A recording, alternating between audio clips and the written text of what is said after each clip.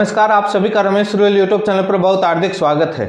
DElEd versus BEd विवाद मामले में 11 अगस्त के फैसले में मॉडिफिकेशन और क्लेरिफिकेशन को लेकर आज सुप्रीम कोर्ट में जस्टिस जेके महेश्वरी जी की बेंच में इस मामले पर सुनवाई हुई। ज्यादा देर सुनवाई नहीं चली और विपक्ष की तरफ से सीनियर एडवोकेट प्रशांत भूषण जी थे और डीएलएड की तरफ से senior advocate, West Bengal DElEd team की तरफ से सीनियर एडवोकेट मीनाक्षी अरोड़ा जी ने पैरवी की। दोनों तरफ से कई तरह की बातें हुई। उन बातों को लेकर मैं डिटेल में वीडियो शाम को आ जाएगा, बट शॉर्ट में मैं अभी बताता हूं कि क्या हुआ।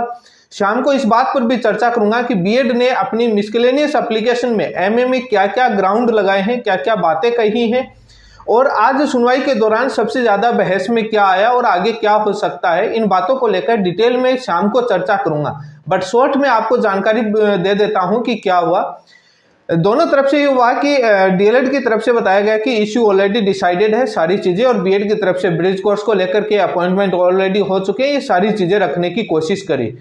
ये चीज हमको पहले से मालूम था कि ये बेंच कोई भी दूसरी बेंच में ये मैटर बीएड वाले कैसे भी करके और उसको रख तो देते हैं दूसरी बेंच में, लेकिन दूसरी बेंच इस मामले में ऑर्डर पास नहीं कर सकती।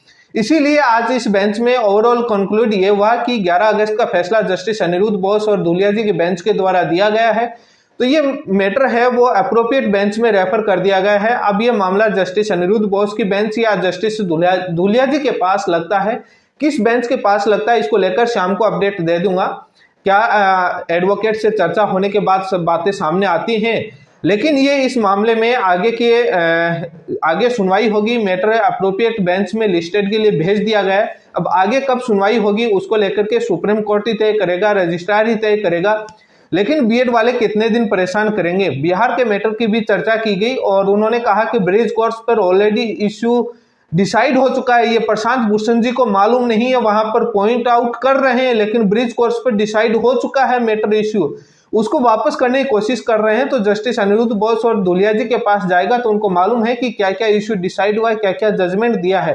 तो इस मामले को अब दोबारा कब सुनवाई होगी वो आपको मेरे चैनल पर बता दिया जाएगा। आप जुड़े रहें, चैनल को सब्सक्राइब करें ताकि लेटेस्ट जानकारी आपके पास मिलती रहे। लेकिन आज इस मामले में ज्यादा खास कुछ नहीं हुआ, लेकिन अब जो आगे आने वाली सुनवाई है, जिस भी बेंच में लगेगा, अनिरुद्ध बोस जस्टिस साहब की बेंच में या धूलिया जी की बेंच में, जहां पर भी लगेगा वहां पर डिसाइड होगा। या दोनों को मिलाकर के एक स्पेशल बेंच गठित की जाती है या नहीं की जाती है वो सुप्रीम कोर्ट तय करेगा। लेकिन उस मामले को जल्दी आपको अपडेट दे दी जाएगी और आज की सुनवाई का डिटेल में विश्लेषण और उनकी एप्लीकेशन में क्या क्या अपील थी उनको लेकर डिटेल में मैं चर्चा करूंगा और जो लाइव वीडियो भी सुनाऊंगा आज सुनवाई में क्या हुआ। इसलिए आप मेरे चैनल पर बने रहें। और अप्रोप्रिएट बेंच में रेफर कर दिया गया। अब वो मामला जिस बेंच ने फैसला दिया था 11 अगस्त का, उसी बेंच में मामला सुना जाएगा। अभी फिलहाल इतनी ही अपडेट है और इसी के साथ मिलते हैं दोबारा और आपका धन्यवाद।